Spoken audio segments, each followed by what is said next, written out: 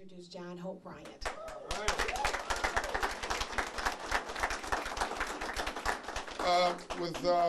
With respect to the White House, and I want to say, I'll leave the mayor for last. I want to say thank you to Ryan Mack and Michelle, who've done a great job of getting this in place, and my friend Shirley Stancato, New Detroit, who was our first office when we got here, gave us free office space. You know, people say that there's competition in nonprofits. Nothing to me sounds more ridiculous than that. Competition amongst nonprofits. It's just ridiculous to me. There's enough poverty to go around. The mayor said that he thought that it was unkind to put him in front of President Bill Clinton. That maybe people forgot him. That's just simply not true. I'm still getting calls from billionaires. I mean, people, the billionaire who came from Brazil. There was 2 billionaires who were on stage with him, one from Washington, one from New York, who not only was impressed with the mayor, but wanted his slide presentation on Detroit. They had not understood what was really going on in Detroit. The national media catches a piece of it, but they don't tell the whole story of the magic that's really happening here. And people are blown away when I go to your website where you're auctioning homes. I'm sitting in meetings with very connected people in Atlanta, and they just are stunned that you can buy a home in Detroit for $1,000, $2,000, $5,000 in an American city. This won't last for long. You mark my words, this will not last for long, and if you wait 10 years to make a move, you will be sorely disappointed. One last thing the mayor said that that we forgot him. Not only did we didn't forget him in Atlanta, I remember the mayor when I was 9 years old. Compton, California. A guy who looked just like the mayor came in my classroom. He happened to be Caucasian. He had a blue suit like the mayor. He had on a white shirt, a red tie. He was a banker, like this other gentleman over here. I want to commend him for bringing his building downtown. Anyway, this was Compton, California. I was 9 years old. It was a course in financial literacy, home economics class. Some of you guys remember that, when they used to offer that. And I'm sitting there, sort of disinterested, and the guy started talking, and by the second session, he had my attention, and I asked him, I said, "Sir, what do you do for a living? And how'd you get rich legally?" And I was very serious. You see, nobody in my neighborhood wore suits. Nobody in my neighborhood had business cards. Nobody in my neighborhood was on a salary or was an entrepreneur. I was serious. You're not running from anybody? You seem well-dressed and well-poised. How did you do this? He said, "I'm a banker and I finance entrepreneurs." I said, "Sir, I don't know what an entrepreneur is, but I'm going to be one." I was 9 years old. The next year, I borrowed $40 from my mother, opened the neighborhood candy house in South Central LA, in Compton, California, and put the liquor store out of the candy business. I made $300 a week when I was 10 years old.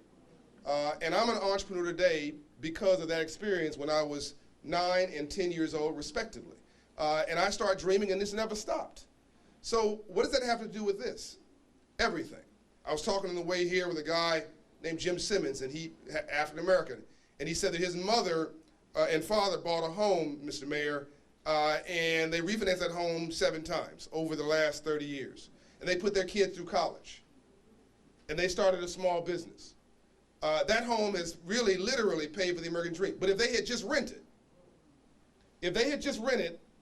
30 years ago, not only would none of those dreams be fulfilled, but they would have no control over their cost of living. And arguably, they'd have been raising a window and just throwing all that money out to pay for somebody else's way of life.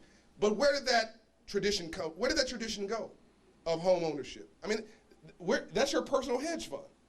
That's your hedge against poverty, owning your own home. And anybody who doesn't think that Detroit, across the street from Canada, that beautiful waterfront, this American city that used to be 60 years ago, the richest city in the world. Richer than London, richer than Paris. This was the richest city on the planet. Here's the news flash. This is not an inner city community. This is centrally located real estate. South Central LA, centrally located real estate. 15 minutes from the beach, 10 minutes from downtown, 15 minutes from the ports. Think about this is centrally, people are moving back in quietly into downtown Detroit. The guy from Quicken's not doing all this just because he loves Detroit. It's a very solid, I mean, God bless him. It's a very solid business investment. They aren't growing any more land. Am I talking to myself? Here's my message, and I'm going to cut to the chase here why I think this is so important, because this is not just about some lesson in financial literacy. You want to put a kid to sleep, give him a financial literacy course. I'm not here talking about that. That's important. I'm not here talking about that.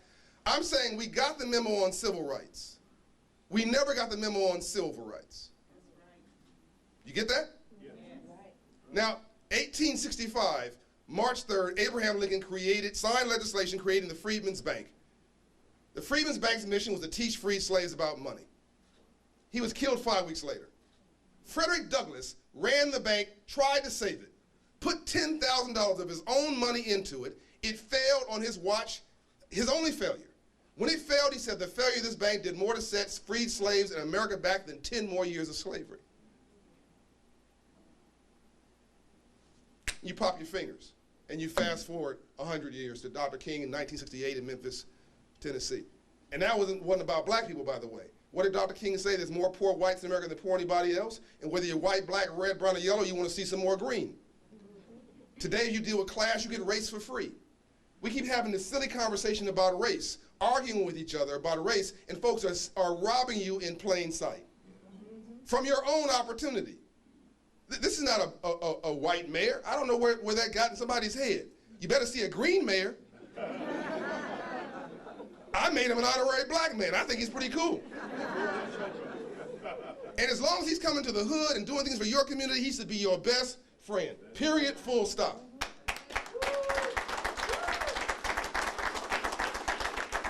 So Dr. King and my mentor, Ambassador Young, I talked to him last night. He sends his regards. Dr. King was killed on that balcony talking about poverty and never got to Washington. So here's my memo, ladies and gentlemen. It's not like you got the memo on free enterprise and capitalism and you screwed it up. You never got the memo. And there's a memo on capitalism and free enterprise and ownership and opportunity and banking. And my mission is to deliver that memo. Now let me get very practical, talk about what's going on right here. Neighborhoods I'm concerned about, whether they're black and brown urban, or white rural, or outside of a military base, where there's all races, here's what you see. A check casher next to a payday loan lender, next to a rent-to-own store, next to a title lender, next to a liquor store. Now, newsflash, that is not racism. That's target marketing. They are targeting, listen now, a 500 credit score customer. It's negative behavioral economics.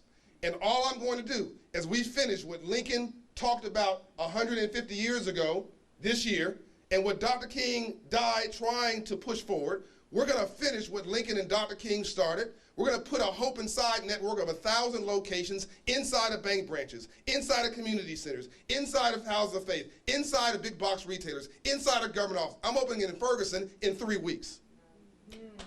1,000 locations. And here's what they will do. Every office is HUD-approved mortgage counselor. Every office does mortgage mitigation, restructuring mortgages. Every office is an SBA office for entrepreneurship training. Every office will promote and create homeowners and small business owners in real time. Every office will bundle public services. What does that mean? Earned income tax credit. If you know anybody who makes $50,000 a year or less in your city, and they come to you and saying that I need some money, you tell them, you ask them, have you ever heard of EITC? If they say, what's that? They're qualified. If you make $32,000 a year and you have 2 children and you work, the government owes you $4,000. If you never filed, it's retroactive for 3 years. That's $12,000. And you don't owe anybody that money back. That's your money. That's not a handout program. You worked for that money. But here's what offends me. 1 out of 4 Americans, Mr. Mayor, who qualify for EITC never asked for it. Why? Because they don't have a private banker. They have nobody to advise them. They've got no financial counselor. It's what you don't know that's killing you. And before you say, well, that can't be a lot of money, it's $10 billion a year that we give back to the federal treasury every year. $10 billion. So yeah, we should be protesting when somebody does something bad to someone and it's a police. We should be protesting that. But where's the marches for EITC? That's $10 billion. What would $1 billion do in Detroit? What would $500 million in your pocket? You can go buy some of these houses and whatnot. We can start there. The last thing we're going to do, I know I'm boring you. The last thing we're going to do is every problem I have has to have a beginning, a middle, and an end. We're going to raise credit scores to 700. Now, nothing changes your life more than God or love than moving your credit score 120 points. Now, the areas I just talked about, again, whether you're white, rural, or black and brown, urban, or outside of a military base, meaning all of America, you're all in this mess together. If you make $50,000, $60,000 a year in Detroit, you are living from paycheck to paycheck. Yes? It's the teetering class, too much month at the end of your money. So what we're going to do is move your credit score and rob the check cashers and payday loan lenders of their customers. It's real simple. And when you do that, renters become homeowners. When you do that, small business dreamers become small business owners. All a drug dealer is, it's immoral, it's unethical. There's a special place in hell reserved for somebody selling death to their own community. But what a drug dealer is not is dumb. They understand import, export, finance, marketing, wholesale, retail, customer service, security, territory, logistics. You're not talking about a dumb person. You're talking about a misdirected person. That's basically a frustrated entrepreneur. Ladies and gentlemen, opportunity is all around us. All a gang organizer is a frustrated union organizer. I believe in Detroit. I believe in our underserved communities. I believe in you. There's nothing wrong with you, except you never got the memo. So it starts right here. It starts right after this press conference. We're going to get to work. We're going to start helping people help themselves. Now, before you start saying, well, I'm dreaming, I am a dreamer, by the way. I'm a dreamer with a shovel in my hands. Before you start saying I'm dreaming, we've been moving credit scores 80 points in 10 months, 120 points in 24 months, and it changes your life. Half of all employers require a credit check before they'll hire you.